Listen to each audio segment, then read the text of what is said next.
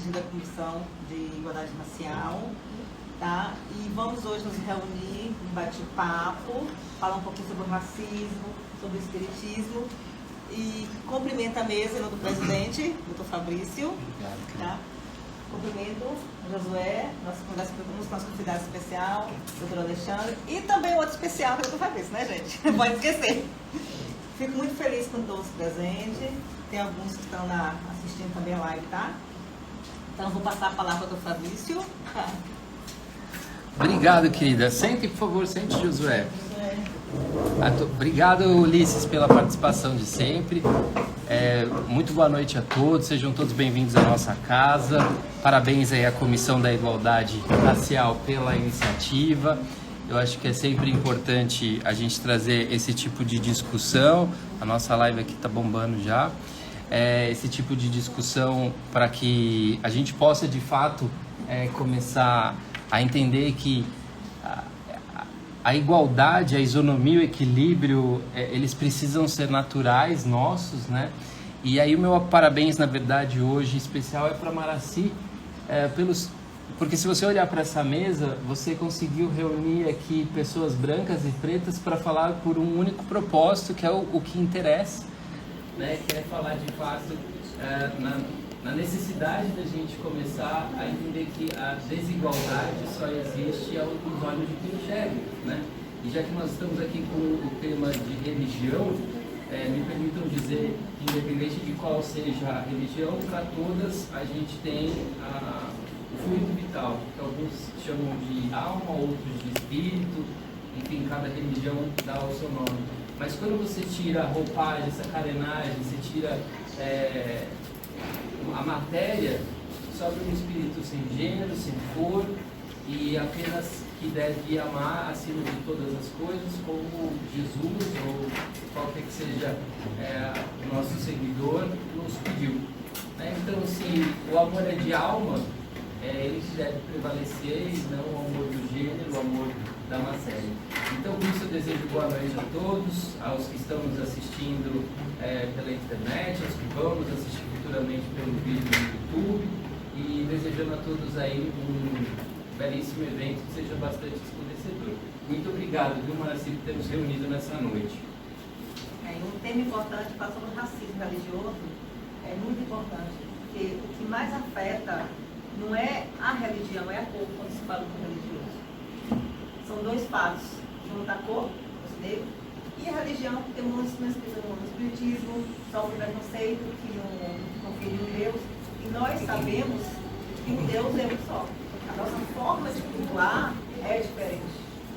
Então, quando os negros vieram para o Brasil, trouxeram a força que foram forçados a vir, consigo eles trouxeram as suas raízes, que é o que? A sua religião, a sua cultura. E com isso, os considerados, naquele tempo, os brancos, que para mim não tem diferença, que você é branco e tá. E às vezes a religião de matriz africana. Eu falo, então, não é a religião, é a pessoa. E o medo de cultuar, muito de cultuar que ele tem. Por isso que se dão muito mais de preconceito. Eles são obrigados a aceitar outra religião que não era deles.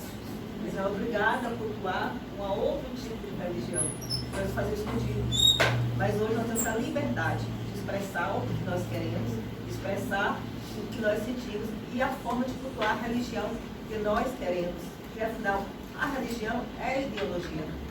Cada um tem a sua ideologia de poder cultuar a sua religião. E não vou estender muito, não vou tomar a palavra dos palestrantes, né? Então, o Josué Rafinha, ele vai falar duas palavras, né? Da Maísa, que não pode vir, porque a de saúde, ela tem que fazer uma bateria de exames e não deu tempo de vir, acabou avisando agora. Então, por isso que ela não pode vir mais. O Josué vai estar passando com a orientação religiosa e sobre tolerância religiosa. E seguinte, vamos ter o Fabrício e o doutor Alexandre falando sobre o espiritismo. Falar um pouco do seu estudo, falar um pouco dos seus fundamentos e o espiritismo dia a dia. E nós vivemos o espiritismo dia a dia, independente de qual seja a religião. Né? Então, passar para a palavra. Boa noite, gente. Boa noite. Presidente, vamos continuar. Bom, vamos lá. Eu sou candomblessista, eu sou recém-iniciado. credenciados de chamar. E para falar, a Mara já até deu uma introdução sobre a questão do racismo religioso, e é importante a gente trazer agora para uma questão de vivência do porquê que isso perpetua até hoje, né? A Mara já falou sobre a vinda dos escravos, dos africanos que foram escravizados, e as referências que eles trouxeram, principalmente religiosas, e não só religiosas, como culturais também, e as referências que se tornaram hoje o que a gente conhece como religiões de matriz africana, como Umbanda e Candomblé, por exemplo. E aí tem todo esse processo de, na época ainda, pelo fato da Igreja Católica, principalmente quem mandava ali, quem comandava, como funcionava o Estado, como funcionava, como deveria se portar, como o Estado deveria se portar, obviamente as religiões de matriz africana passaram por um processo de demonização e de violências e que se perpetuam até os dias de hoje, justamente pelo fato de serem religiões que vêm de pessoas pretas. E aí, eu vi hoje até um texto falando sobre esse processo que ocorreu a demonização, quando, por exemplo, a Igreja Católica ela vendou os olhos dos povos indígenas, por exemplo, para explorar as terras deles, né? E aí depois querem que replique, querem que faça daquela maneira, e a gente vê como que isso se reflete nos dias de hoje, principalmente com relação às violências que os terreiros sofrem. Mas a gente não pode esquecer, como a Ana estava comentando, ela falou que gosta muito de caboclo, né? Caboclos são os donos da nossa terra, né? São os donos da nossa terra.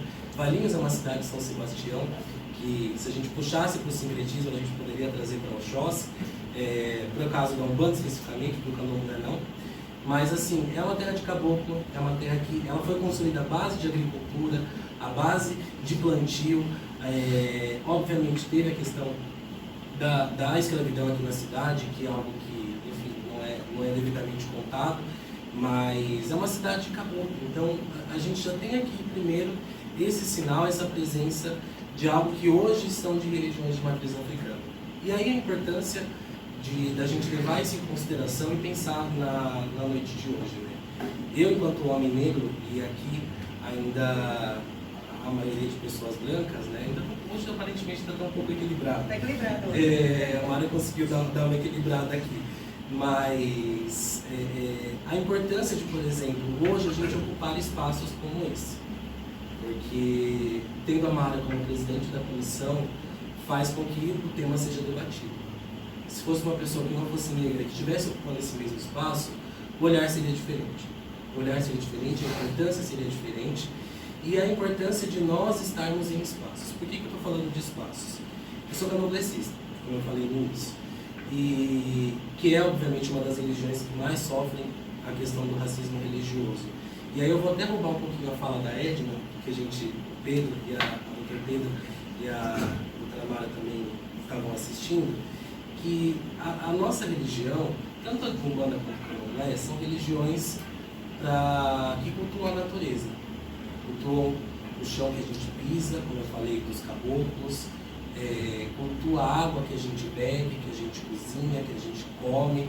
Aquilo pra gente é orixá. Orixá é que o ar que a gente respira está ligado à questão da orixalidade. E aí, passando para dentro de um terreiro, e aqui eu faço até algumas provocações para a OAB, mas boas provocações, passando para dentro de uma vivência de terreiro, nós temos ali, hoje é um espaço de resistência. E não é só a resistência, como a gente sempre ouve, somos resistência, etc. Não, é uma resistência mesmo política, de sobrevivência e de vivência. Terreiros alimentam bocas de inúmeras famílias que não têm o que comer em casa, por exemplo. É dentro de um terreiro, por exemplo, que hoje a minha madrinha é uma das pessoas mais retintas no meu meio, pretas retintas. E eu encontrei essa pessoa dentro de um terreiro. É ali que as coisas devem acontecer. É ali que eu identifico aquele que é igual a mim, para que eu me sinta pertencente àquela sociedade. Digo isso porque fora da sociedade, e falando especificamente sobre Valinhos, nós já tivemos inúmeros casos de racismo e infelizmente a ausência do poder público com relação a isso. É uma cidade que não é ainda, digamos assim, receptiva, né, para a questão racial, Estou hoje como presidente da Associação Cultural Marcha Zumbi dos Palmares e Lendário de Valinhos, que o Dr. Pedro, que está aqui, que está representando o vereador Marcelo, também faz parte. E a gente vê a dificuldade que é da cidade aceitar trazer esse tema para a discussão. E aí, quando você não traz o tema para a discussão, automaticamente dá a sensação de que não existe. De que, Valinhos não tem terreiro, mas eles não têm importância. E aí, a consequência disso é justamente você ver quando direitos de terreiro são ameaçados na nossa cidade. E aí você não ameaça só os direitos desse terreiro, você ameaça vivências como a minha, por exemplo, que eu acabei de falar, de estar num local ocupado por pessoas pretas ou por pessoas também brancas, mas que estão cultuando uma ancestralidade, uma orixalidade que é preta, que é de matriz africana. É ali que eu consigo me encontrar, é ali que eu me alimento tanto espiritualmente como fisicamente, é ali que nós conseguimos sobreviver e encontrar pessoas iguais a nós. E aí quando há essa ameaça, essa tentativa de apagar a existência desses terreiros, isso faz com que a gente sofra uma violência. Aqui em Valinhos, eu não me lembro em que ano, e também não sei se isso acabou sendo sancionado, mas dos mais de 4 mil municípios que nós temos aqui em Valinhos, mais de 4 mil municípios que nós temos no Brasil, Valinhos é a única cidade que tentou-se fazer uma lei para proibir a questão de uso de animais, sacrifício de animais, imolação de animais no terreiros.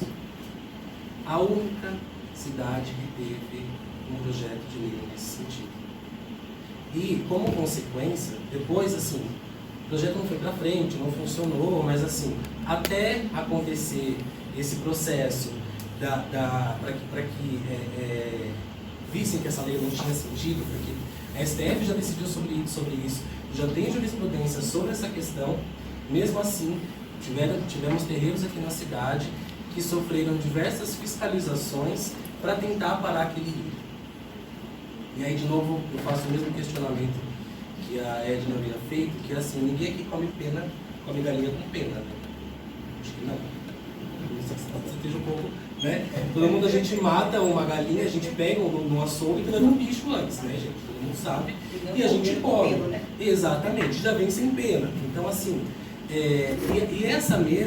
mesmo animal, ele é rezado, ele é lavado, ele é extremamente bem tratado e depois é oferecido para os nossos orixás e depois ele vira alimento. A gente alimenta, primeiro a gente alimenta os nossos orixás e depois a gente alimenta os filhos da casa. E aí quando você tenta retirar o direito de uma religião de professar sua fé por questões de racismo religioso, você está tirando, por exemplo, o alimento de inúmeras famílias que estão ali. Porque não há a mesma preocupação, a mesma ganância, né, de você questionar açougues e por aí vai, que fazem muito pior. Então, de novo, falar sobre candomblé, falar sobre vivência, falar sobre racismo religioso, é a gente pensar o quanto que a minha postura vai impactar na vida de outras pessoas negras que não tiveram a oportunidade de ter a valorização da sua cultura e da sua história. A Mara falou no início sobre chegada dos escravos, e aí, por exemplo, a gente entra um pouco na questão do sincretismo. Ver algumas referências dos negros escravizados, dos africanos que foram escravizados, religiosas. E aquilo tinha que ser escondido para que a igreja não falasse, olha, isso daí é do demônio, vamos tirar.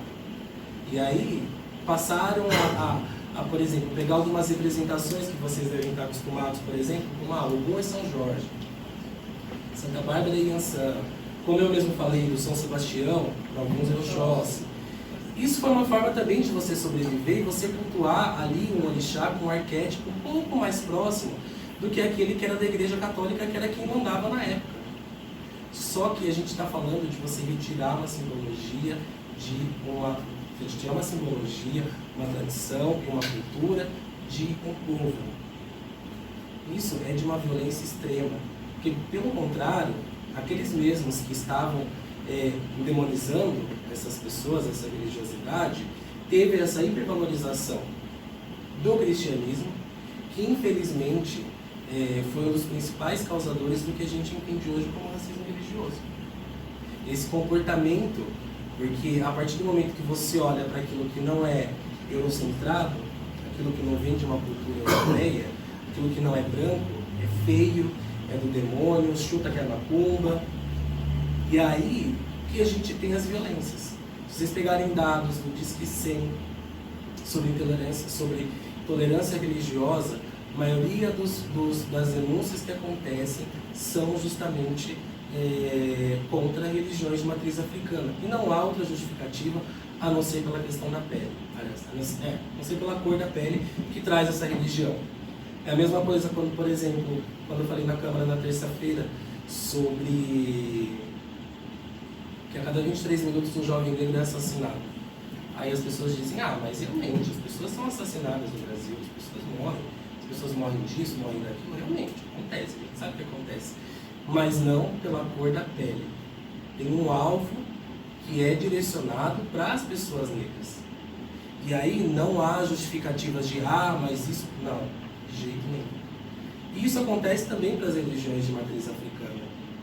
E aí, trazendo um pouco para a realidade da nossa cidade, enfim, das nossas vivências, nós temos, por exemplo, a preparação que as escolas da nossa cidade, que as instituições da nossa cidade têm que ter com relação às religiões de matriz africana. Porque todas as instituições estão prontas, a gente chega na Câmara, tem uma Bíblia, tem um crucifixo. Ninguém está falando para tirar aquilo, nada disso. Mas são instituições que estão prontas para hipervalorizar e supervalorizar apenas uma religiosidade. Teve um projeto de lei que foi apresentado aqui na nossa cidade para tornar como patrimônio material os terreiros da cidade. Foi engavetado. Agora, para a gente homenagear inúmeros pastores e pessoas que vêm de religiões cristãs, aí é aprovado que é uma beleza, passa super rápido. E aí, de novo, você invisibiliza a existência da população negra aqui na nossa cidade. E assim, voltando à questão da Lei 10.639, nós temos a Lei 10.639, que trata da obrigatoriedade do ensino sobre a história da África e a cultura africana e afro-brasileira nas escolas. Aí é uma provocação que eu faço para a OAB, que é uma provocação não, algo para a gente poder trabalhar em conjunto, e eu, enquanto presidente da associação, fazendo esse pedido para que essa lei está sendo cumprida nas escolas. Todas as escolas da cidade estão aplicando, já tem várias pessoas fazendo que não com a cabeça.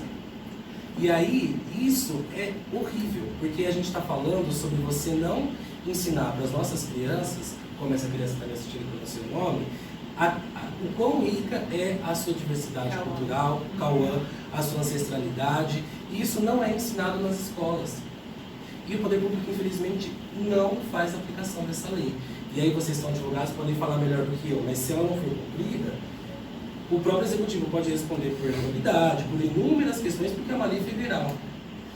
E aí, a partir do momento que uma escola não estuda isso, você de novo apaga a história da população negra na nossa cidade. É muito comum você falar assim, você mora em Valinhos? Nossa, mas tem negro lá? Ou quando, por exemplo, estava numa conversa e aí algumas pessoas ficaram surpresas quando eu comentei que 30% da população da nossa cidade é negra. Nossa, mas tudo isso? E assim, não há... É sempre surpresa atrás de surpresa. E assim, a maioria dessa população está concentrada nos bairros mais distantes da nossa cidade.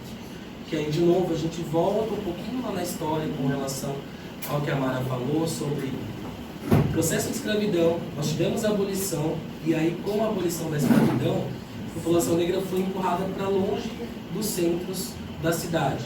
Aí a gente tem, por exemplo, hoje o que a gente chama como favela. Isso também é um cenário que acontece aqui em Valinhos, em menor escala. Os bairros mais distantes da nossa cidade é onde está concentrada a população negra. E, obviamente, é onde está concentrada a maior falta de acesso à educação, infraestrutura, acesso à cultura, a lazer, porque quem está próximo do centro da cidade vai ter mais acesso, principalmente aquele jovem e aquela criança. E aí, falando sobre esse jovem, essa criança, a gente pensar na Lei 10.639 e a importância que ela seja aplicada e fiscalizada aqui na nossa cidade, é quando, por exemplo, se eu tiver, o dia que eu e meu marido tivermos filhos, chegar numa sexta-feira e meu filho precisar ir para uma escola de branco, usando fio no pescoço, a escola vai entender aquilo? Ou ele esteja com o uniforme, mas não vai aceitar, né?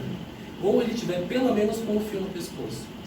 Se ele passar por um processo de iniciação, e que a gente sabe, não sei se alguém mais aqui é candonicista, mas a gente passa por inúmeros ritos numa iniciação, e que isso impacta na nossa vivência, na nossa convivência no dia a dia.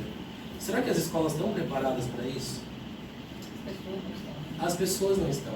E eu até comentei um caso na Câmara, que eu acho importante contar aqui também, para a gente entender a importância disso, porque quando a gente fala sobre racismo religioso, não impacta só a questão da religiosidade, impacta a cor da pele.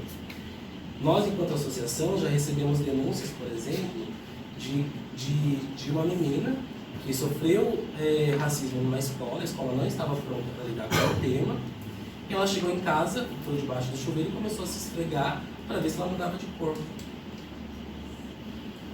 E aí, como que as escolas vão... E assim, a escola não estava preparada para isso. E a culpa, não estou dizendo que é a culpa dos professores, muito pelo contrário, sou professor também, e muita coisa cai sobre a nossa responsabilidade, que não é nossa responsabilidade, mas é responsabilidade das secretarias, no caso da escola municipal, e do Estado, obviamente, para as escolas estaduais, fazer o acompanhamento disso tudo, para ver o que realmente está acontecendo naquelas escolas.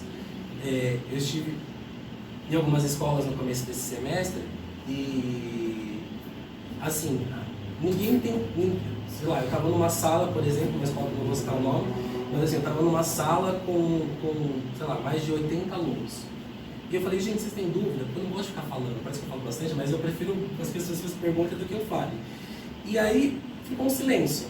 Ao final da conversa, vieram, sei lá, uns 10, 20 alunos assim pra cima de mim, eu falei, meu Deus, que famoso, né? Não sei o que está acontecendo. Para falar de inúmeros casos de racismo que tinham acontecido na escola, eles não tinham coragem de levar isso adiante. Alunas, por exemplo, teve uma aluna que chegou e falou assim para mim, nossa, que alegria ver você usando um fio, porque eu não tenho coragem de vir com um fio na escola. Por que não tem essa coragem? Não tem essa coragem porque não está sendo aplicada as leis que nós temos para que essa cultura seja revertida. Nós temos, por exemplo, de novo, falando sobre a nossa cidade, uma hipervalorização, de novo, da cultura europeia e todo esse processo que é acompanhado por eugenias, etc. Nós temos ali em frente a Maravilhas do Lar, ali os imigrantes europeus, né? Quase uma estátua da nossa cidade. Né? Parece que só eles construíram a cidade, parece que só a única referência daqueles imigrantes, parece que só a religiosidade daqueles imigrantes é importante. Só fazer uma visita na Fonte Sônia, né? Só fazer uma visita na Fonte Sônia. Tá tudo lá, tão bonitinho para você aprender. Exatamente. Só que não tem esse incentivo. Não tem esse incentivo. E aí eu não estou dizendo que tem que tirar. Eu não estou numa posição de apontar e falar, não, vamos tirar, somos nós contra eles. Nada disso. Isso aqui é para que a gente consiga esclarecer alguns pontos, algumas vivências que acontecem aqui na nossa cidade, para que tanto pessoas negras quanto pessoas brancas entendam que a luta contra o racismo é de todos. Até porque a questão racial não foi criada pelas pessoas negras. Né? Isso foi um problema que foi trazido para nós e toma, lide com isso. Então, assim, não é um problema nosso. Só que a gente vive o racismo diariamente e a gente tem que enfrentar esse racismo diariamente.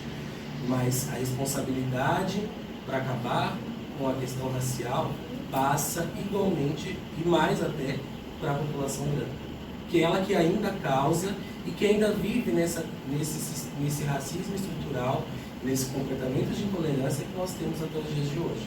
Seja por meio de contratações, pessoas com a mesma formação técnica, com a mesma, sei lá, mesma formação, ocupando os mesmos cargos, recebem menos pela cor da pele.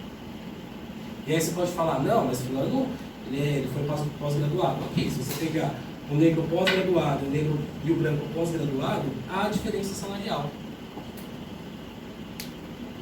E aí como que a gente vai encarar isso? E isso passa para os nossos terreiros. Até ela estava comentando, a gente tem um dos terreiros mais antigos aqui na nossa cidade, que fica lá no Pinheirão. E ele mesmo, a Ana mesmo comentando do incômodo da vizinhança quando esse terreiro começou, pelo fato de barulho, pelo fato de ser um terreiro de umbanda, por ser de candomblé. Por quê? Porque há uma tentativa de apagamento disso. Você pode falar. Quando a gente é branco, por assim dizer, que a gente segue, né, essa questão da religião afro, por assim dizer, nós somos discriminados também. Porque por que você está indo lá?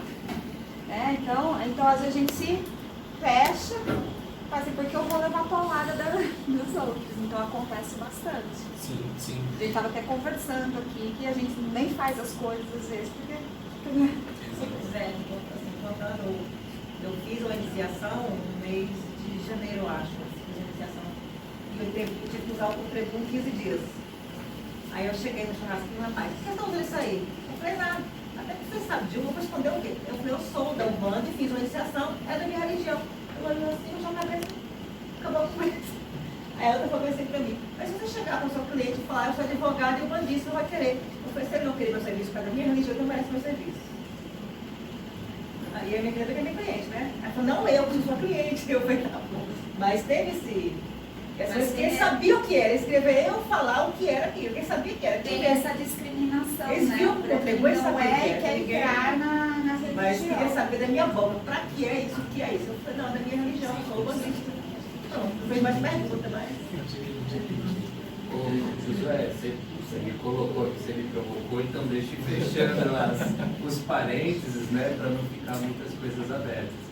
Acho muito válido o que você trouxe à mesa aqui, é uma discussão que você vê que não é tão simples de ser resolvida com um ato ou com uma proposição de uma lei. Se fosse, a gente já estaria aí, obrigado, a gente já teria resolvido, né?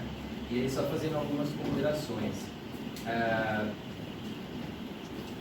Quando a gente fala do cumprimento da lei, que é muito válido para que a gente comece a fomentar, aflorar essa situação, foge um pouquinho da nossa competência, mas isso não quer dizer que a gente não pode passar para quem de direito deve fazer. Porque quando a gente fala da questão de educação, compete aos estados e à União.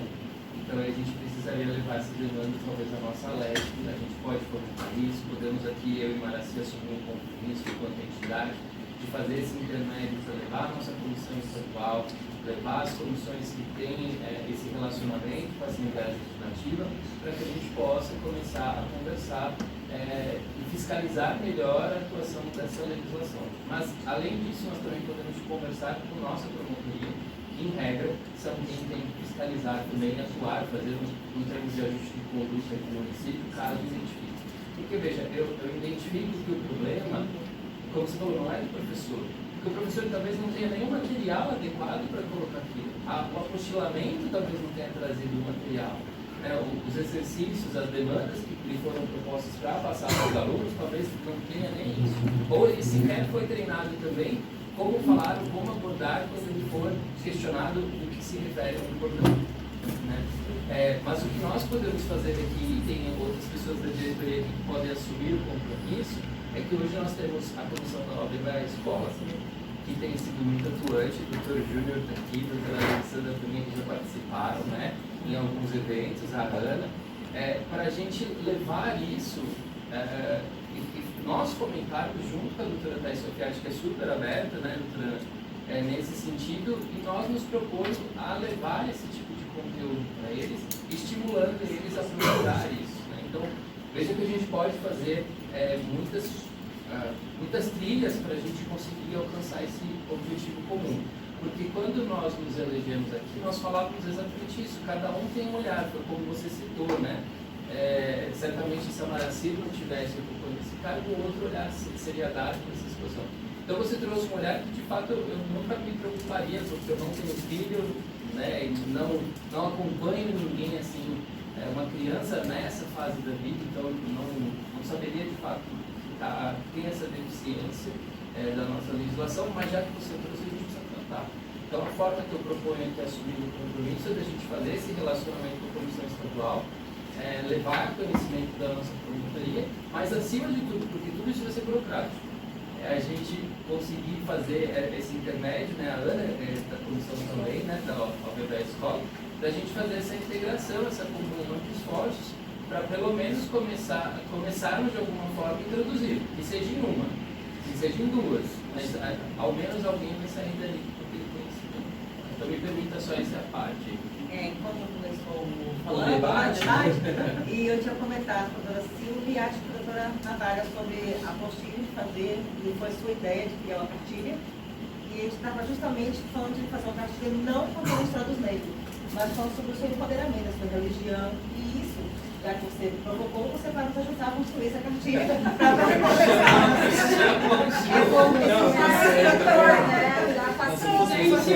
Mas tá certo, você deu ideia, eu só fiz a justiça, tá? Já que ele já provocou, já tem uma ideia para poder estar levando para a escola, agora já é unir todo mundo e começar a concordar. Né? Mas é porque, de fato, às vezes falta o material adequado. Sim, né? Você que vive o candomblé, você sabe quem foi o fundador, como que faz a iniciação, quais são os símbolos predominantes dessa religião, mas nós que olhamos de fora, nós não temos isso. E talvez o professor não saiba disso porque ele não tem material adequado, né? E não tem aonde buscar também, porque ele fica limitado, né? E aí você colocou a questão dos animais, que eu aproveito para fazer um adendo, que de fato choca a gente, primeiro porque a nossa Constituição nos garante, né, o direito à religião, e portanto deve ser livre, mas a gente tem o uso de animais em outras questões, e aqui eu não quero desmerecer o esporte, mas por exemplo quando a gente fala em rodeios, em cavalgadas, enfim, você tem também o uso talvez desarrazoado do animal, e aqui eu não quero nem tocar nesse assunto porque meu pai mexe muito com isso, e ele, por favor pai, não ouça essa live, mas porque ali ele também congrega que há um cuidado extremo com o animal, que não sofre dessa forma, porque isso fique claro e registrado. Mas por que a gente está indo só para esse enfoque, né, de tirar os animais? E nos cosméticos a gente faz o uso de animal, por exemplo. Né? Então, de fato, começa a aparecer algum senso de que a gente está indo para cultuar, né? Enfim, a gente precisa começar a normalizar essa situação para que isso possa ser comum aos olhos de quem enxergue o candomblé, né, de qualquer ponto de vista. Sim, e até minha provocação foi justamente para a gente fazer uma parceria. Conseguiu. Mas até sobre esse ponto que você falou sobre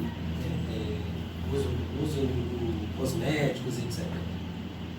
Pode ser que algumas pessoas, eu lembro que na época teve esse tipo de questionamento. Mas eu sei que terreiro em tal lugar não trata bem aquele bicho. Eu sei que aquele terreiro fulano de tal suja a rua para fazer tal coisa. Se eles estão fazendo isso, eles estão errados. E aí, eles não estão fazendo o que a gente acredita. Tanto que quando teve esse projeto, eu falei para o autor da proposta, falei, se um dia alguém te ligar e falar que estão maltratando animal, ou que estão sujando a rua, me ligue que eu vou junto. Porque isso não faz parte da nossa religiosidade. Mas veja a hipocrisia do ponto de vista que eu enxergo. Ao invés da gente então, estimular um projeto de lei onde eu peça melhorias no cuidado, onde eu falo da forma que vai ser armazenado, de que forma ele vai ser alimentado, de que forma vai ser descartado a pena, os órgãos, enfim, não sei até que ponto. Até comida, fruta. Exato. Enfim, ao invés de eu criar um procedimento para que aquele animal seja respeitado, né, até o seu abate, não sei se esse é o termo, mas posso usar abate, porque você falou um termo tão bonito. Imolação. A gente fala imolação. Até que ele seja imolado, né? Veja, eu estou agindo, né? Quando eu precisava te auxiliar, você ter ferramentas para que você faça a sua manifestação religiosa da forma adequada, eu eletrônica. Então, talvez a gente possa até estimular, mas assim, também isso, não sei se o autor da proposta ainda ocupa a nossa Câmara. Sim, mas a proposta acabou sendo, assim, entrou já não é... já não é mais aplicada. Tanto que o terreiro, um dos terreiros que foram mais atingidos à época, isso faz 3, 4 anos, um dos mais atingidos à época, ele precisou entrar com advogado, não sei, com nomenclaturas do direito, mas assim, com documentações que ele precisava ter, caso, por exemplo, chegasse alguém, alguma guarda, algo nesse sentido, batesse, vigilância, batesse a porta, ele tinha um documento para mostrar, olha, tá tudo certo, não, tem jurisprudência, tem essa autorização, não maltratamos animal. Então, isso foi, já não tem mais, já está em desuso, digamos assim, até porque não fazia sentido, mas fica, de novo, numa postura como essa, reforça o comportamento que a gente tem na nossa cidade, com relação a não querer olhar, sempre com olhares de intolerância, para as religiões de matriz africana. Como, por exemplo, quando a gente fala sobre Umbanda e Candomblé, e eu falo sobre a Umbanda, eu fiquei por 6 anos na Umbanda. E o olhar das pessoas para a Umbanda, ele é mais simpático. Por quê? Não só pela questão animal, mas porque a Umbanda passou por um processo de sincretismo e que ela tem muitas referências da Igreja Católica. É muito comum você entrar no terreiro de Umbanda e você vê um Jesus Cristo, você vê uma Nossa Senhora, você vê algumas referências ali que fazem parte do cristianismo, e isso também dá um aspecto de que é algo bom, é algo mais puro, é algo que as pessoas vão achar mais bonito. Por quê? Porque está próximo do cristianismo. E aí o que foge disso, aí já é ruim, é demonizado, sei lá, alguma coisa.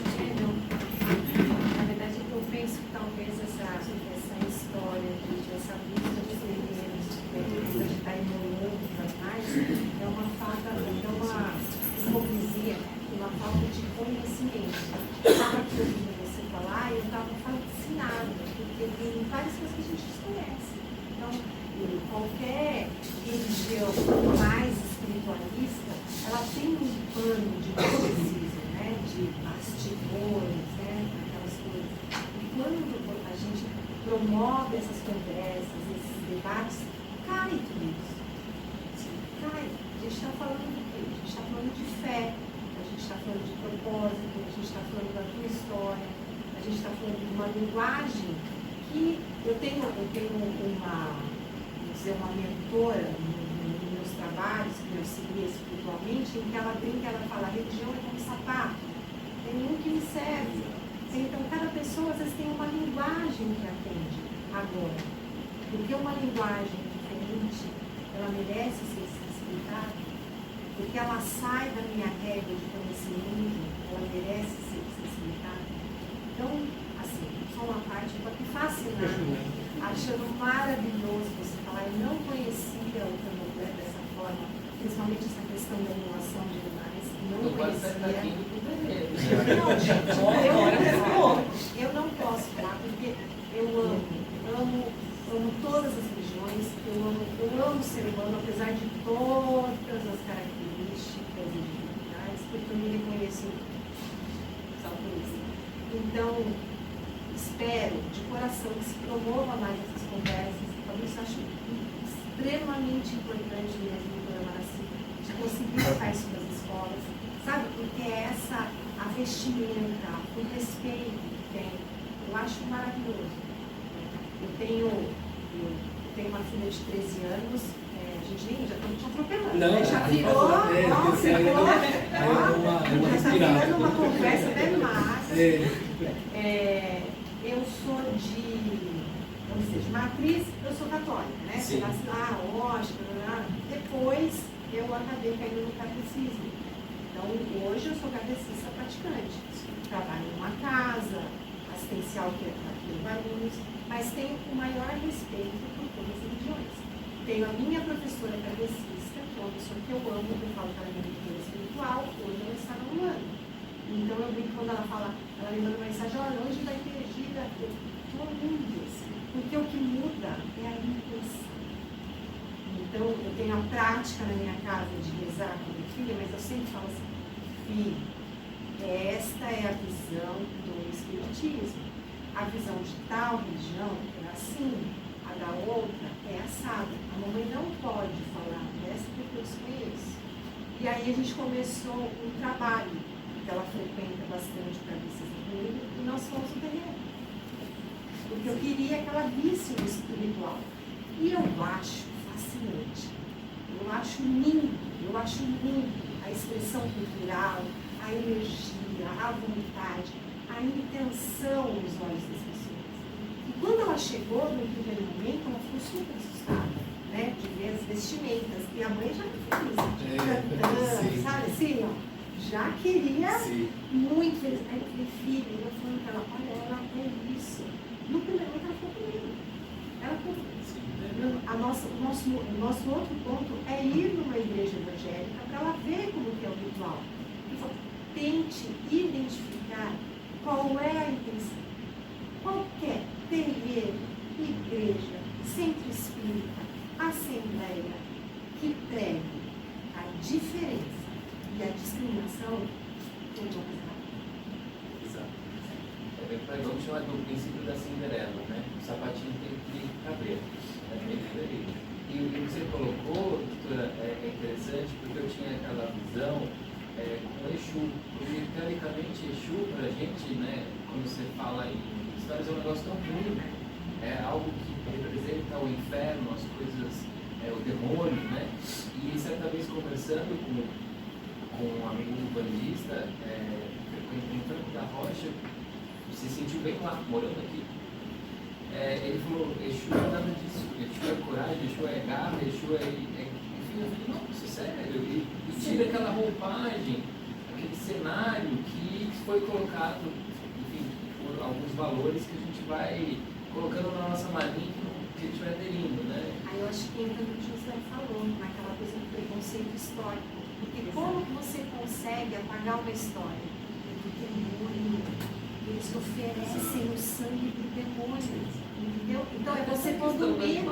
Eu acredito que é porque eles imaginam que você pegou. Acho que você pega embaixo. Dá banho, limpa. E até essa questão do Exu, que enfim, você já até comentou que sabe, que enfim, não tem nada a ver.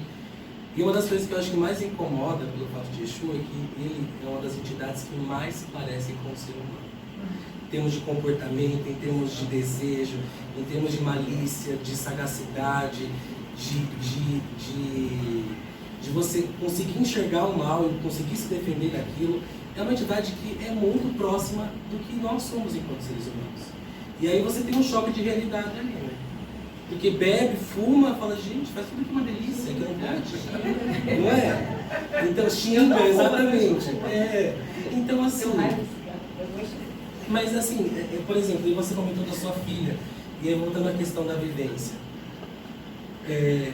Crianças em terreiro, elas têm algo que a gente já se perdeu, e assim, não estou falando isso de valor moral nem nada, mas assim, tem algo que se perdeu muito, que a gente vê em terreiro, que é o respeito aos mais velhos. Você vai ver crianças dentro de um terreiro de cabeça baixa, chegou alguém mais velho, dá a mão, pede a bênção.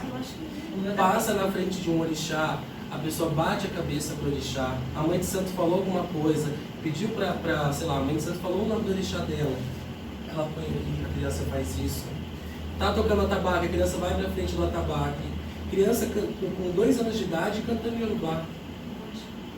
Coisa que a gente não vê em outros locais. Não estou dizendo que lá é melhor porque é diferente, nada disso. Mas assim, o quanto que nós cuidamos das nossas crianças, do futuro das religiões de matriz africana, do futuro do candomblé, através das crianças, só que são essas mesmas crianças que saem de um espaço de segurança, que é você estar dentro de um terreiro, aprendendo a respeitar os seus mais velhos, aprendendo a praticar a sua fé, aprendendo a cultuar o seu orixá, vendo, visualizando pessoas como elas, como pessoas pretas como ela, por exemplo, ou não, também a gente tem crianças brancas e pretas no terreiro, mas assim, ela vê os seus iguais ali, ela sai dali, entra numa escola, aquilo acaba.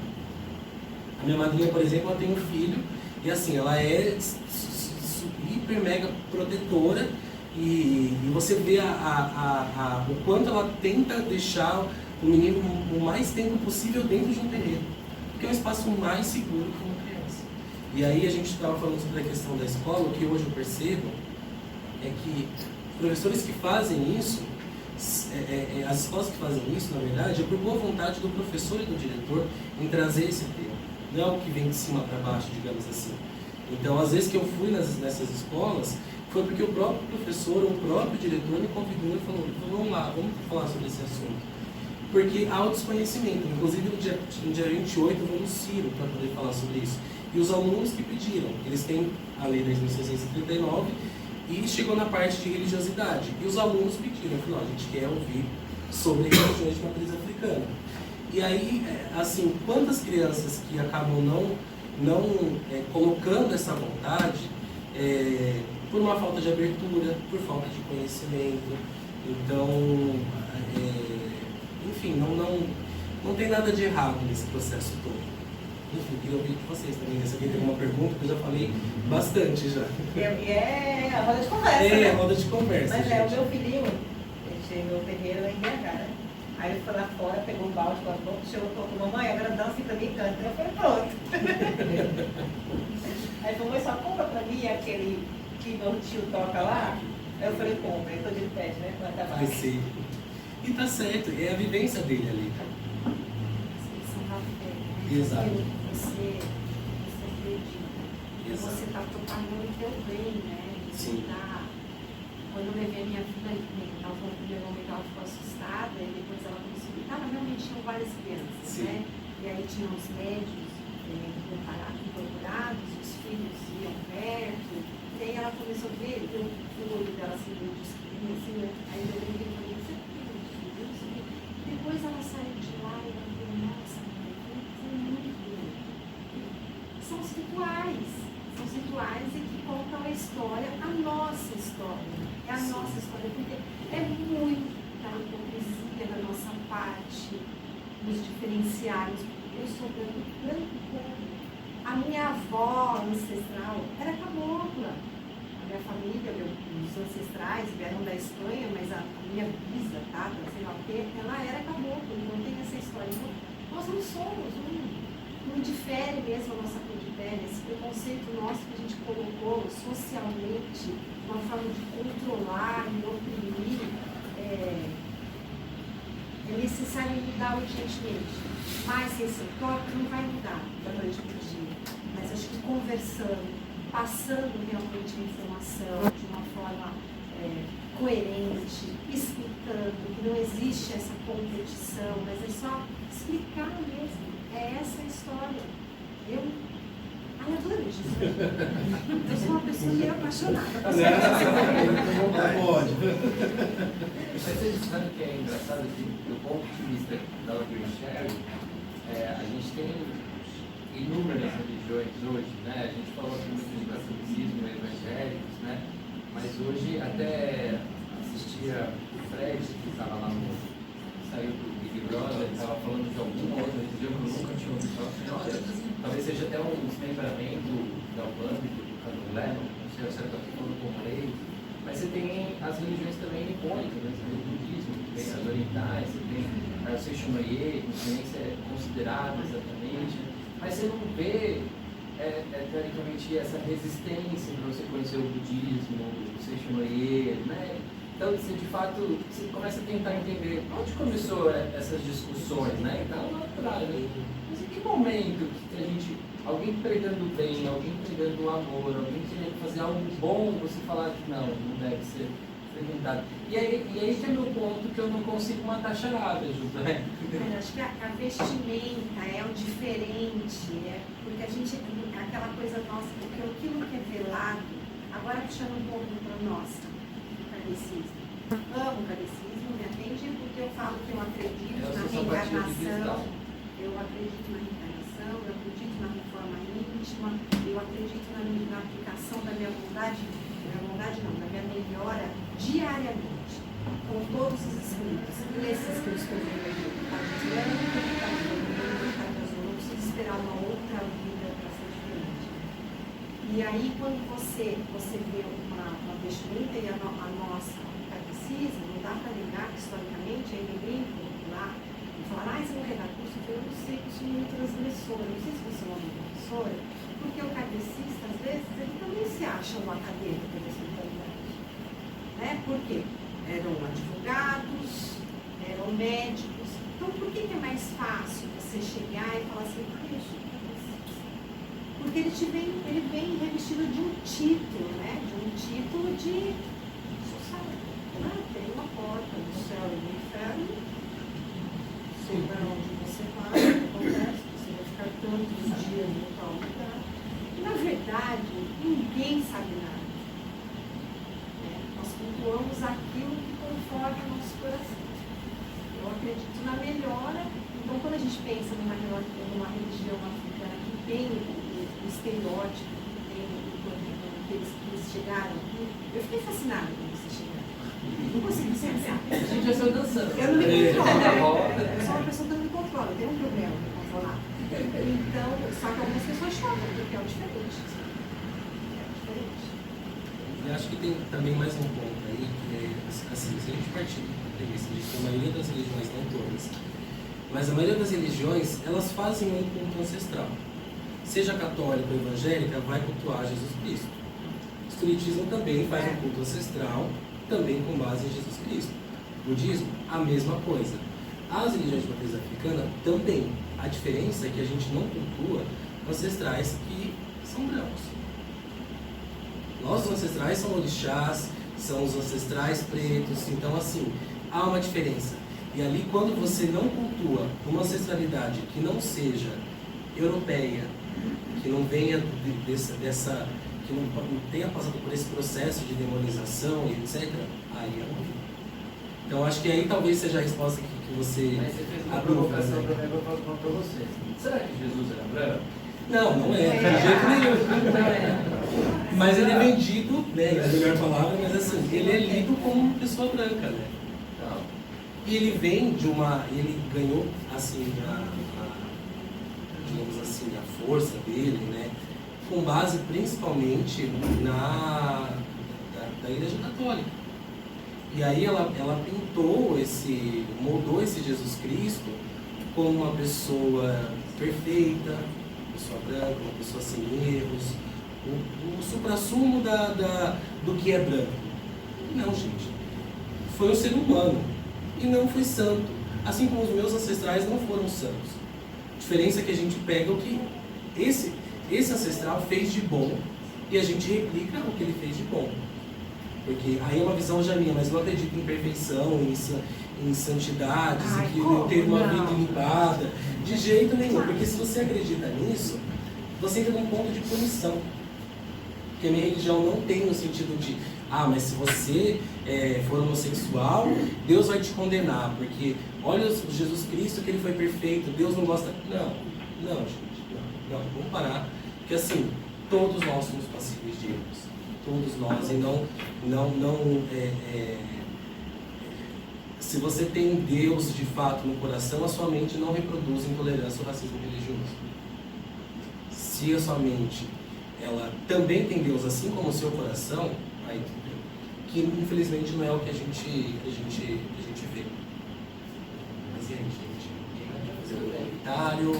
Queria só registrar a nossa presença da nossa ex-vice-prefeita, doutora Laís. Obrigado, viu? Tem alguma pergunta, professora?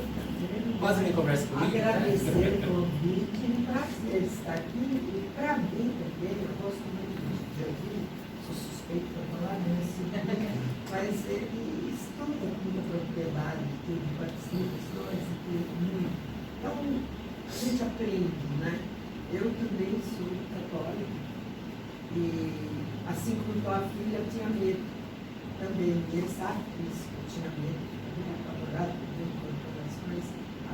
Hoje já entendo de uma outra maneira e aceito também todas as religiões que Deus é único.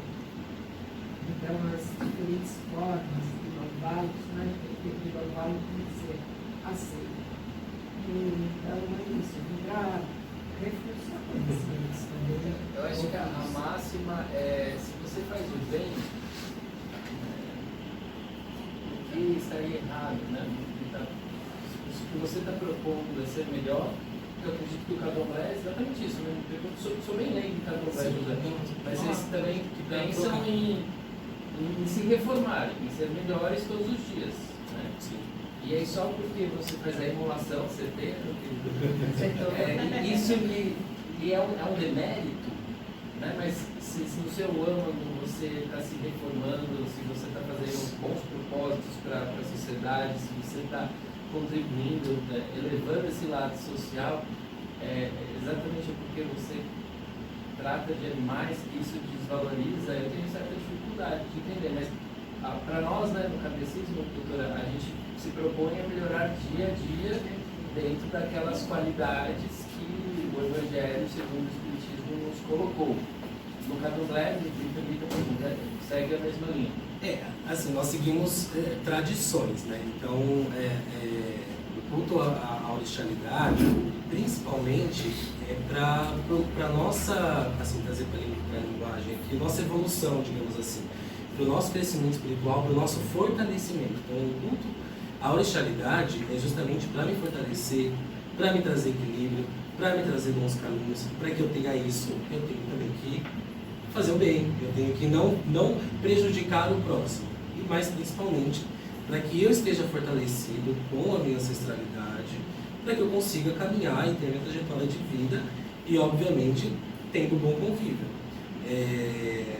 E aí, sobre a questão dos animais, a gente tem peru no Natal, tem peixe na Sexta-feira Santa. Não sei se existe peixe artificial, mas assim, é um ser vivo, não é, gente? É comida, né? Então, vamos voltar de novo a esse ponto, sabe?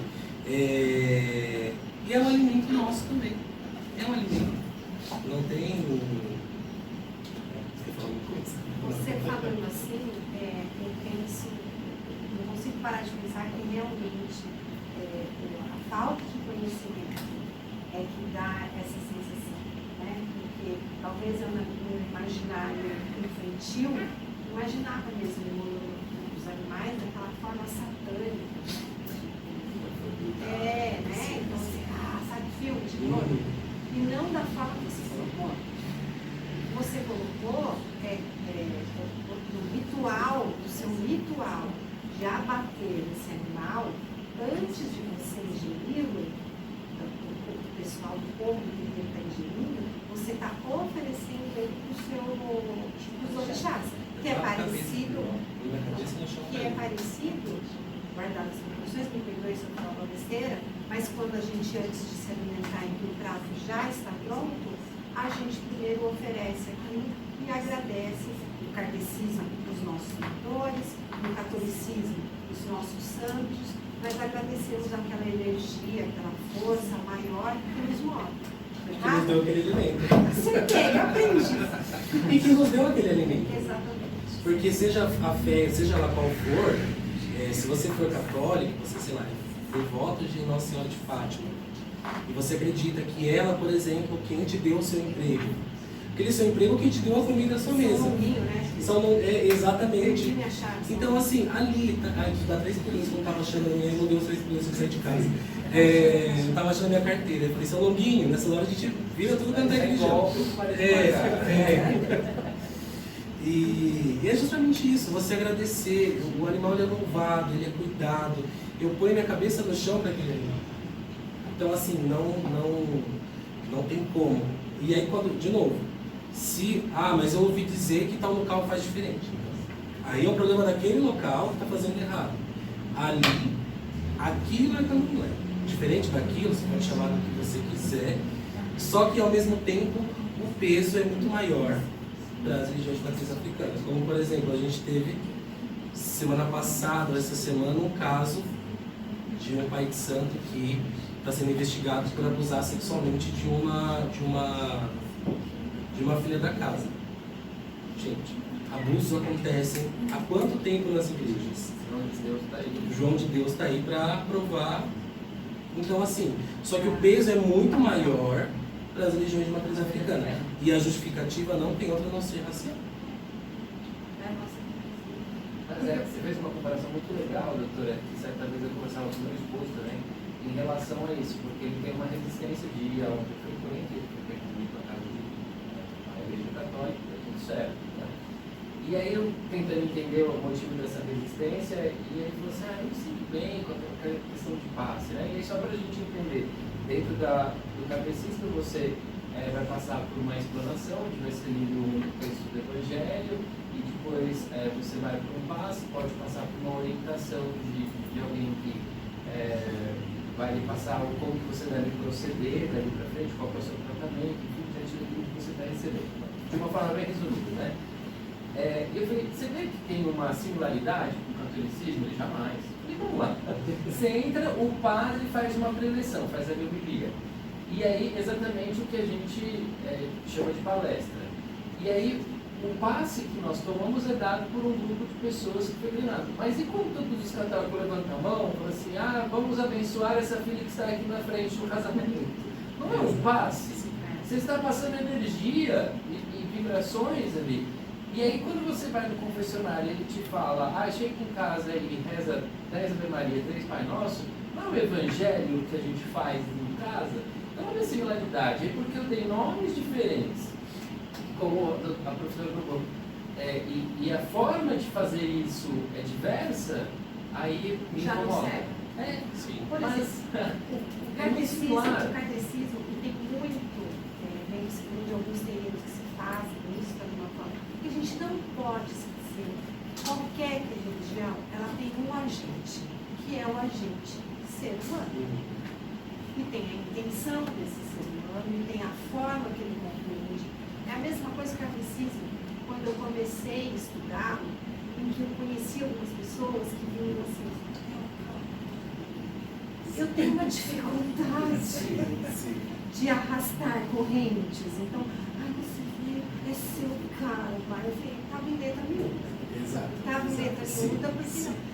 Então, é a forma que você entende e compreende aquilo. E depois, isso quando são coisas, são lições que você não conseguiu aprender, porque a vida é uma escola que não dá para colar. Então, eu não posso fingir que eu não sou intolerante, né? Porque tem aquela pessoa que fala assim, eu não tenho preconceito. Mas o olhar, né? Eu gosto muito da expressão corporal, porque eu acho que nem sempre o que a gente fala retrata aquilo que a gente sente. Então, aí eu percebi que era só uma forma de interpretação daquela pessoa que estava tentando isso. Então, às vezes começa a levar risca. Lá na casa que eu frequento, que é o Parque de Uso, vocês conhecem uma casa assistencial, tem um trabalho assistencial, material maravilhoso, independente do espiritual. A funcionária da casa, que é uma pessoa que eu amo de paixão, e assim, não vou achar que eu amo todo mundo, mas eu amo. Eu amo de paixão, ela é evangélica. Ela é evangélica, que é a única funcionária registrada na casa que cuida da casa, que limpa e tal. E um dia eu lá tomando café com ela, que eu brinco, eu falo que é o café pela alma, porque eu nunca vi um café tão quente na minha vida.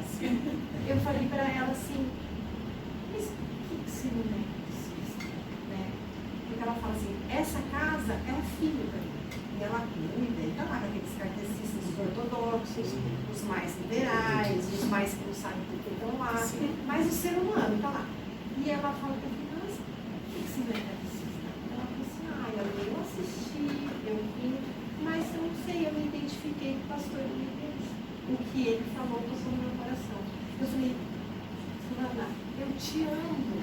Porque ela convive diariamente com pessoas que estão pregando outra religião e ela com o maior respeito. E todas as pessoas ali a respeitando porque ela tem a religião dela. Então, assim, aí eu falo, moça, por que a gente ainda insiste em achar que somos os donos da razão, temos as portas do céu, do inferno, de quem pode isso, de quem pode aquilo? Quando sinto dizer, um dia nenhum de nós estaremos mais aqui. Exatamente. Isso aí, mais alguma pergunta, pessoal? O doutor Brito está querendo perguntar, estou sentindo. Você quer participar?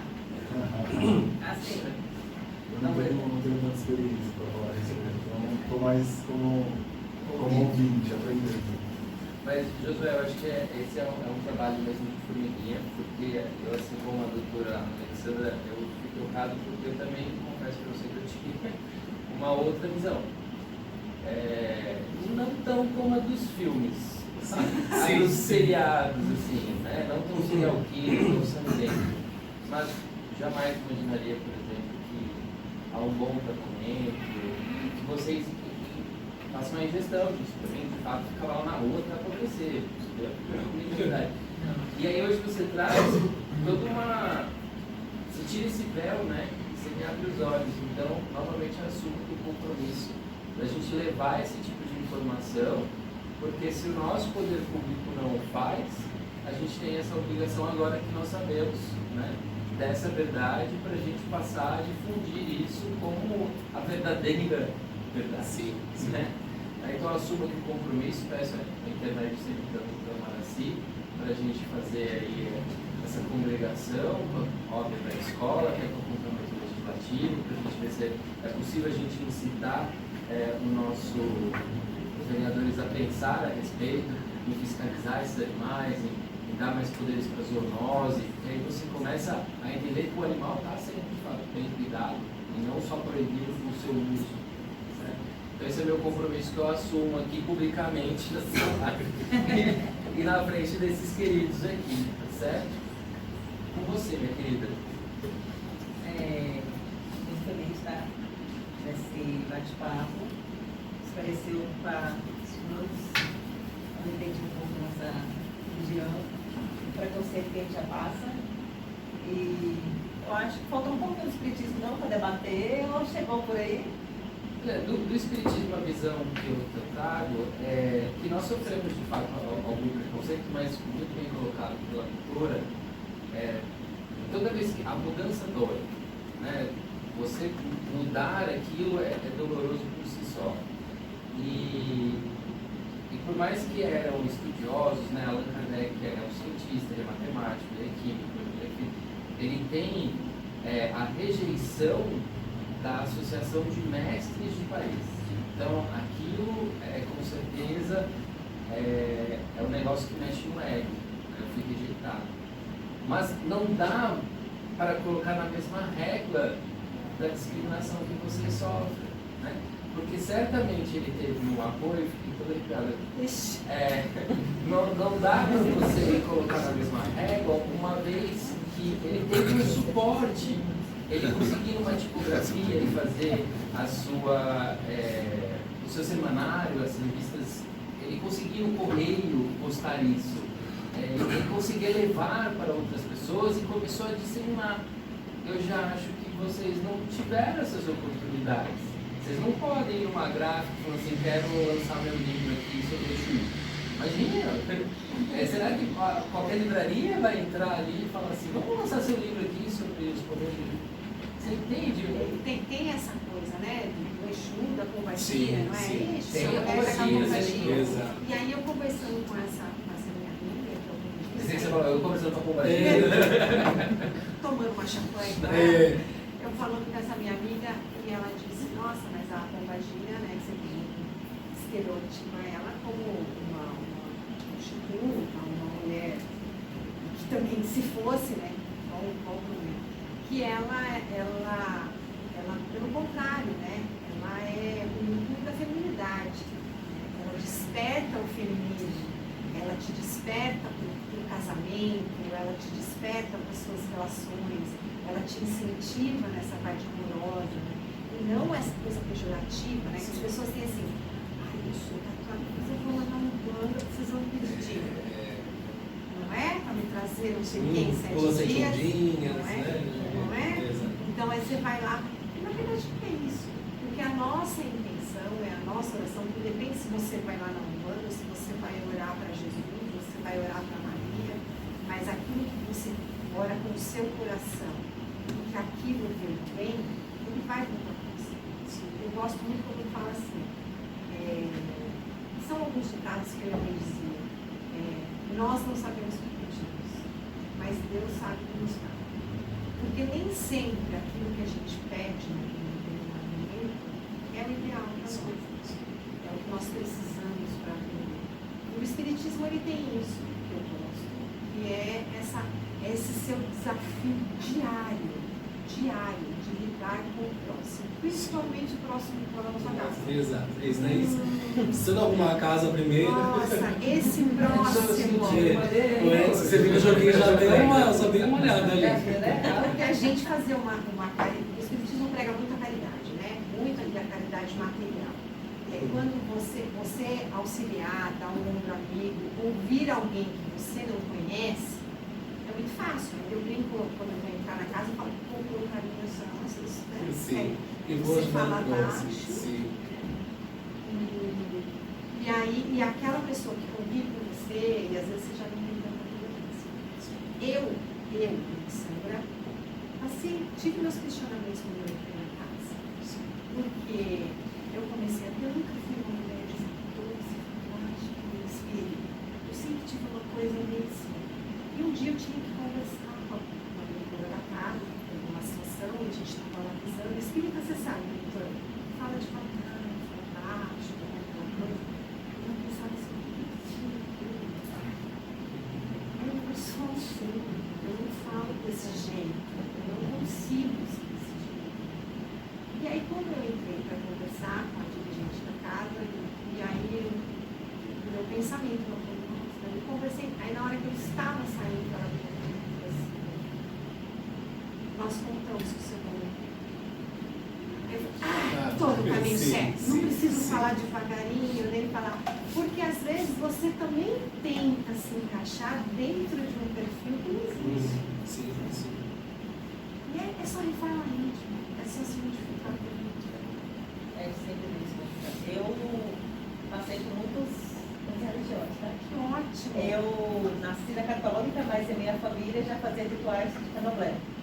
Fazia São Paulo do União e São Sebastião, que era Xós. E eu tinha uma santidade falando comigo, você é médium, você vai ter que seguir para ir. E eu, com medo, fui para o Evangelho com 14 anos. E me tornei a pior evangélica da gente. Aquela hipócrita que desprezava, que xingava Maria. E eu gosto de contar essa história para todo mundo entender o que foi que fez eu mudar. Quando eu engravidei, fui ter o resumir para começar a solução, porque ia ser amanhã. E eu cheguei lá do parto, as dores do parto muito severas, eu falei, essa mãe de Maria existe para vir aqui no meu parto. Quando eu virei para o lado, eu vi uma luz, uma mulher linda, e o médico não tocou em mim. A criança pulou no colo. Aí eu olhei, dei para cá, eu virei realmente devota de Maria. E eu choro porque foi uma cena incrível. E aí eu continuei no evangelho para não ter que assumir que eu era espírita. Aí eu ia no catecismo escondido, tá? Eu ia nas terças, no catecismo escondido, fazer todo o histórico. E na quarta e domingo eu estava no evangelho. Eu ia escondido. Até que depois eu vi que não era nem o evangelho, não era nem o catecismo. O meu lugar era na Umbanda. Eu tive muito bem, domingo eu tenho que fazer o sapatinho de cristal. Aí eu vou falar para assim, temos algo em comum. Eu também sou devota de Maria. Eu também passei por um problema na gestação e eu ofereci a minha Maria para ela. E ela me deu a... Foi um dia eu conto, a gente faz uma outra live. Vamos marcar outra live para contar as histórias das nossas vidas, né? Então, assim, então eu tenho a propriedade para dizer que o evangelho às vezes é escondendo de alguma coisa, porque eu me escondi no evangelho. Então tem muita gente que discrimina a religião, não é porque ele não gosta, porque ele está discriminando algo dentro dele. E eu sempre digo, a gente tem que mudar a gente primeiro, para depois querer mudar o outro. Porque o preconceito existe, que nós alimentamos. Eu alimentei o preconceito religioso, eu alimentei. Eu não queria assumir a religião, porque eu tinha vergonha por causa da sociedade. Então, primeiro temos que mudar a gente. Porque o negro sofre racismo, porque ele alimenta esse racismo. Ele tem que passar, não alimentar mais. Ele começa a exigir os direitos dele. Não. Você tem que me empoderar, tem que me aceitar. Não importa o que você pensa, é minha ideologia e eu vou procurar isso. Mas nós mesmos começamos a ter medo. Minha mãe, eu tenho um exemplo dela, minha mãe, ela sofreu preconceito da sogra dela. Se fosse branca, não é tão branca, já é claro. Mas ela fala comigo, o que faz você não é sua cor, faz você a sua capacidade. E eu aprendi isso com minha mãe, e lutei assim, eu vivo sempre lutando, porque essa vida é uma luta. E falo, não descansa, descansa do morte, não quero morrer cedo, eu tenho 120 anos, lúcida. Eu também, não quero conhecer. Então assim, Por isso que eu falei, tem que mudar a gente. No dia que eu mudei, eu mesmo aceitei, a vida a gente vai se mudar. E é isso que a gente precisa fazer, gente, mudar a gente mesmo. Mudar nossas atitudes, mudar o que a gente pensa, mostrar o que a gente é. E a mensagem que eu deixo para assim, na live, deixo para todo mundo hoje, que a gente aprender a respeitar o próximo, é você estar cultivando a paz. Você aprender a aceitar quem você é e aceitar, você está pregando para todos também, gente. Então,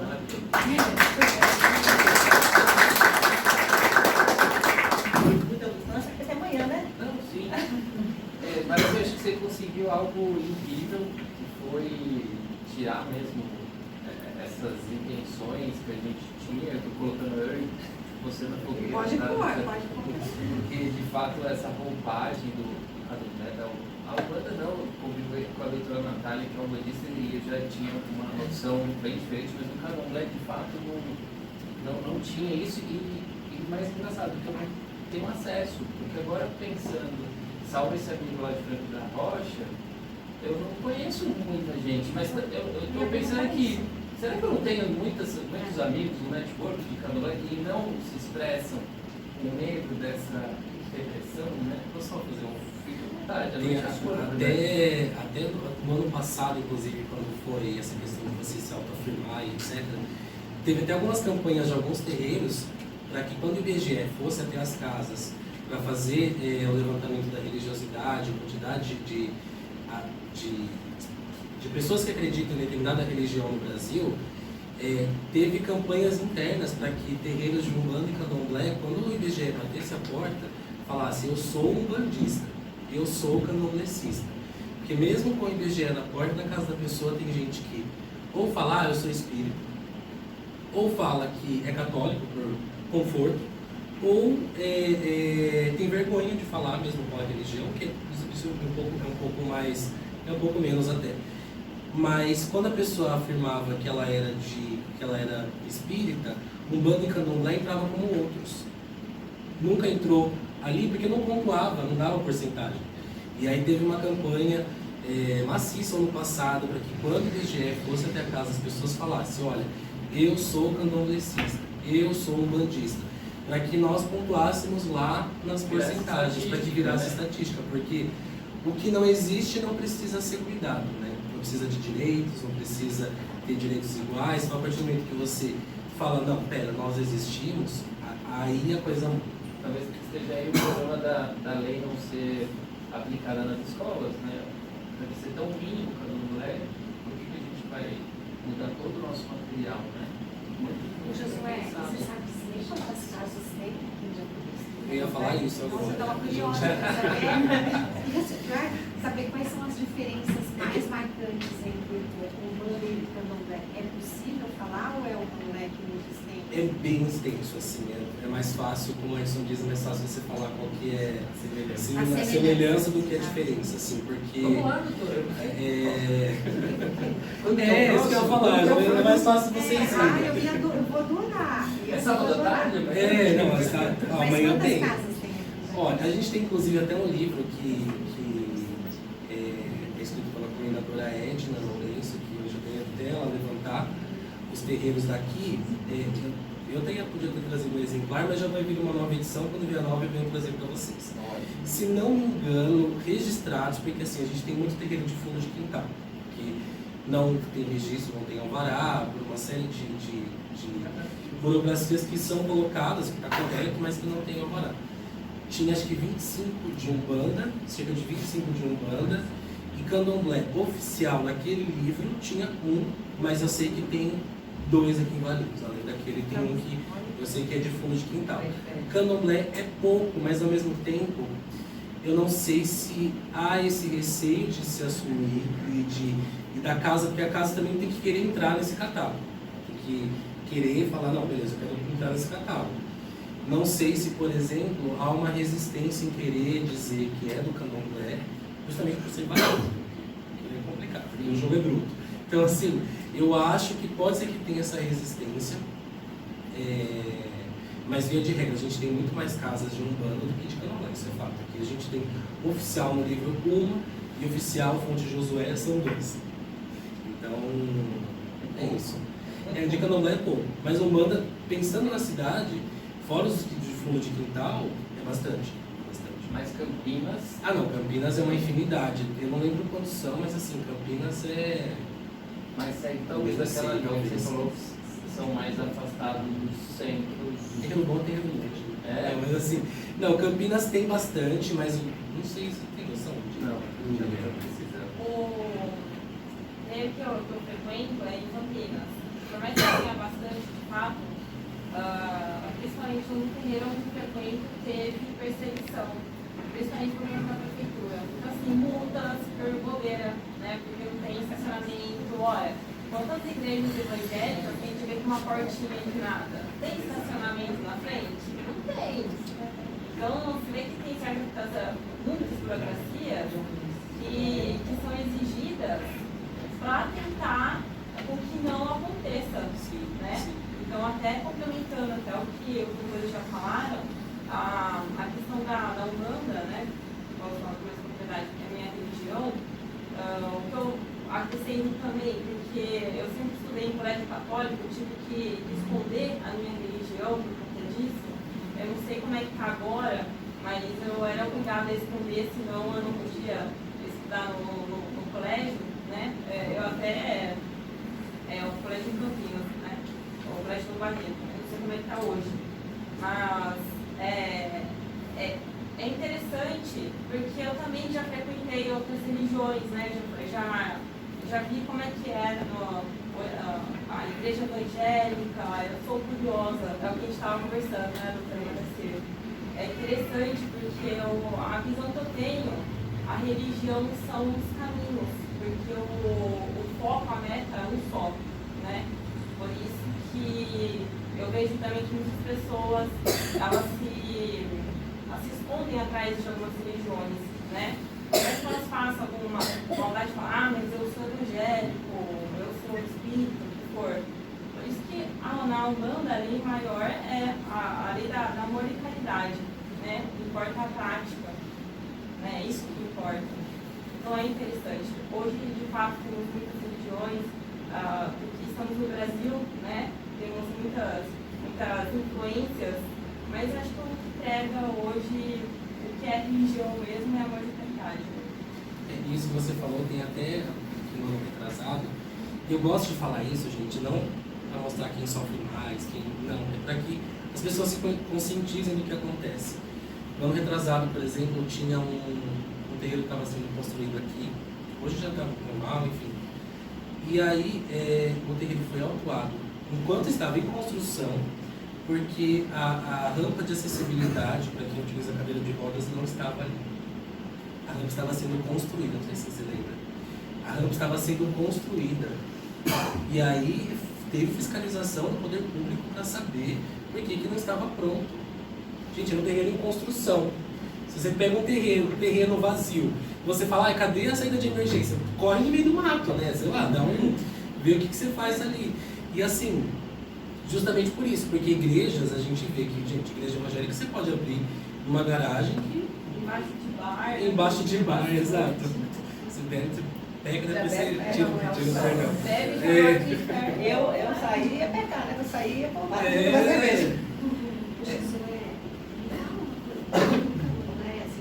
Na parte ritualística, né? Tem aquela questão também de incorpora funcionário. É orixá, né? E aquela história que o orixá não mostra o rosto, é isso mesmo? Ou é o meu folclore ainda? Minha filha fala de isso. Depende, assim. Porque eu lembro da... Sabe aquela... Você percebeu que eu gosto de uma vestimenta? Não, sim. Mas assim, a gente tem... inclusive uma das diferenças maiores de Umbanda e Candomblé é que a Umbanda cultua orixá, mas assim, a Umbanda ela foca muito nas entidades, caboclo, velho, e o Candomblé ele é total orixalidade, 100%. Tem algumas casas que tocam. E com relação ao rosto de orixá, na verdade são o que a gente chama de paramentas. Não sei se tem alguma coisa além disso que você saiba. Eu acredito que ela esteja falando do filar das Iabás. Esse é o filar. Mas tem o porquê do filar? É só paramenta. Não, é que faz parte do mistério da Iabás, são as rainhas, né? Que são os orixás femininos, que não existe as orixás. E elas, dentre as suas paramentas, elas se escondem, né, atrás desse filar, que é o mistério delas, né, que é a magia delas. Né? Mas eu gostaria só de aproveitar que você falou uma coisa. Tem uma frase que eu sempre ouço que é assim: aos amigos tudo, aos inimigos o procedimento. Né? E aqui, quando a gente fala de religião de matriz africana, a gente acaba sofrendo isso porque esse tipo de preconceito é silencioso contra nós, porque exigem a lei de nós. E ela está na lei, a gente não tem argumento para ir contra aquilo, porque as outras simplesmente não estão exigindo a lei delas. Né? E é importante deixar claro também que assim, a gente quando fala de estar dentro do candomblé, quando a gente fala do espiritismo, que a gente olha para frente como evolução, né? O candomblé a gente olha para trás. O nosso olhar é sempre de onde a gente veio, né? Eu, como branco do candomblé, eu empresto esse espaço, né, que é originalmente preto, né? Mas é preciso deixar claro que todas, como o doutor disse, né? Eu não sei porquê, acho que vem um preconceito, alguma coisa. A gente era uma religião que era proibida por lei. O candomblé era considerado vadiagem, né? Desde a década de 30. Então, assim, você tinha que ter uma licença para tocar o seu candomblé na Bahia e tudo mais. Então, assim, e o motivo é único e simplesmente porque é religião de preto, né? Assim como hoje a gente só tem isso para as religiões de matriz africana e o islamismo, por exemplo, né? O espiritismo nunca vai sofrer o preconceito racializado que o candomblé sente, né? E aí eu falo que o sonho do branco é sofrer racismo, né? Que a gente vive falando assim, minha avó é preta, né? Esse tipo de frase.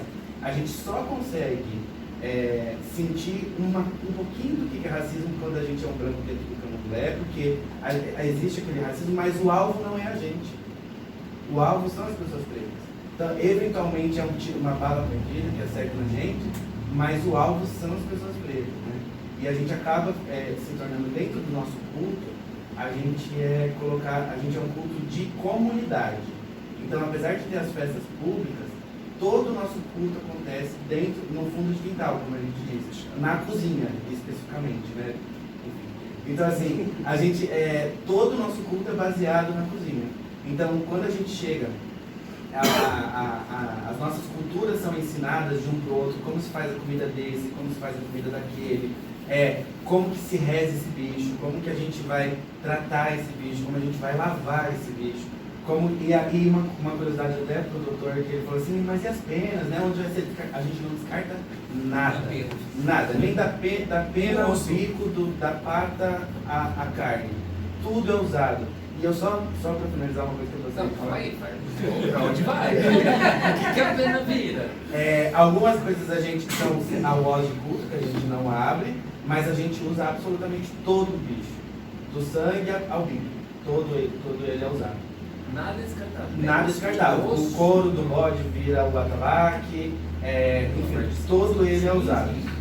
E a mãe Silvia de Oxalá, a nossa avó de santo, ela é uma mulher preta, retinta, né, que recebeu a casa de Focai, que também era um homem preto retinto. Ela nunca se referiu ao candomblé só como religião. Ela sempre se referiu ao candomblé como tradição, culto, cultura dos orixás. Porque o candomblé, além de uma experiência religiosa, espiritual, ele é uma experiência culinária e gastronômica, cultural e de vestimenta, musical, e especialmente na nossa casa, em que tem obras de arte muito famosas. Então, assim, a gente como candomblé, a gente pensa antes de colocar essa roupa de sair de casa. A gente fala assim, será que a gente precisa passar por isso? E aí é sempre o Josué que fala, eu dentro do meu privilégio branco, né, mas o Josué fala assim, não, a gente vai, né? E eu gosto de ir a paisana, né? O Josué sabe que eu gosto de sempre estar a paisana. Mas é a gente de ocupar esse espaço e falar assim, porque a gente é a casa do candomblé hoje nessa sala. O nosso comportamento é visto como o dos nossos irmãos lá de casa, né? Então a gente tem sempre esse cuidado de levar a boa palavra, né? No sentido do bom comportamento, de entender que a gente somos pessoas que temos formação, que existimos, que temos, e que pode não ter também, mas somos pessoas totalmente abertas e conseguimos conversar e conviver com outras pessoas, né? Sensacional, bem pontuado. Eu entendo perfeitamente o que você está colocando. Imagino que para alguns talvez isso pareça ser fantasia, quando na verdade para vocês é a essência de vocês, né? E quando você sai na rua, você choca simplesmente por seja diferente, né? significados. Né? Sim. Exato, Por isso que que eu o queria seu colocar. cordão é Com as diferente minhas roupas, dele? porque as minhas roupas são bem grandonas, né? Sim. Se eu fosse vir com a minha de branco aqui hoje, aí ia chocar. Ah, eu não ia. Eu ia amar. Mas pelo amor de Deus, Sai, que dia tem a contra. A gente fala. Mas por que você chama de cordão? É, a gente Sei, chama de. Umbanda chama de guia. Umbanda chama de guia, de fio, e a gente chama de. Pode chamar de delegu também. Minha mãe só chama Delegu. Delegu. O meu é um fio, é diferente do dele, porque assim, a gente também tem, como eu falei, a questão de iniciação, e depois você passa por obrigações até você se tornar de uma pessoa maior de idade, ali dentro do terreiro. Enquanto isso, você é uma pessoa que está aprendendo e passando pelas vivências, que é aprender a cozinhar, fazer comida para o seu orixá e etc. Ele tomou maior idade. Então ele, por exemplo, usa vestimentas que se diferem da minha. Então até o estilo da roupa, a qualidade até da roupa, o fio, isso daí faz parte da maioridade dele. Até o Equeté, que ele está usando na cabeça. Equeté. O meu é de uma pessoa iniciada. O dele já é de alguém que já tomou a maioridade, digamos assim. E aí tem essa diferença dos fios. Então ele é uma pessoa que já pode usar fios daquela maneira. Muita coisa acontece no Candomblé por uma questão de oralidade.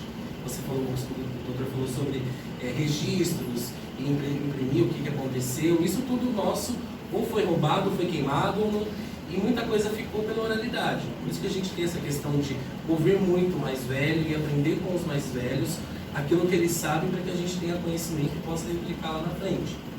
Então, muito provavelmente você vai encontrar hoje em dia assim, livros que falam sobre o porquê de utilizar fios, etc. Mas muita coisa a gente também faz por tradição. Temos uma tradição, uma comunidade. É como uma família que, por exemplo, sei lá, todo domingo à tarde vai comer, sei lá, vai comer a sobremesa que a avó faz. Você não sabe muito bem porque a avó faz a sobremesa, mas todo mundo se reúne para fazer aquilo porque faz sentido para aquela família. Mas assim, tem algumas diferenciações. Esse aqui é um pouquinho mais trabalhadinho, que ele é trançadinho, mas não tem muita... Mas a diferença da dele e os fios também. É uma gravação. Mas vocês dois são lindos, maravilhosos. Tem que sair assim mais vezes. O Valinhos precisa enxergar a diversidade que existe. Sim. Não é? Vou me encaminhando para o final, para a gente encerrar. Mas assim, agradecer a vocês dois por trazer isso para a gente.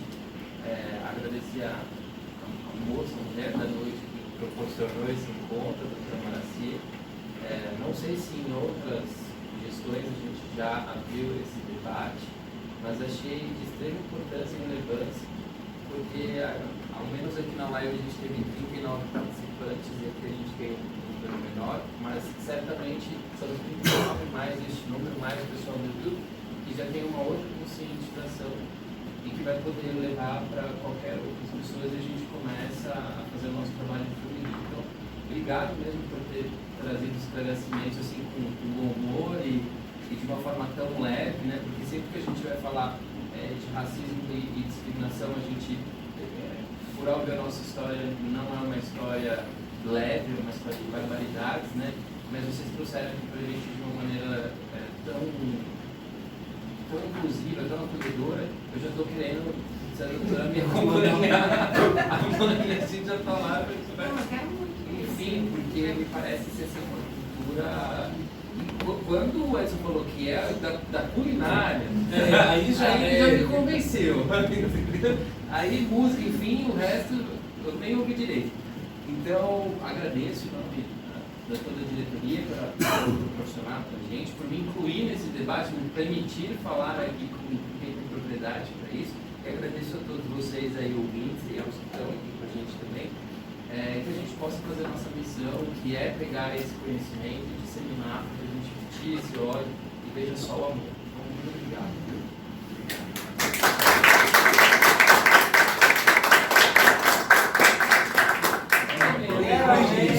Isso, cabelo todo mundo. pegar aqui de cima. Aí.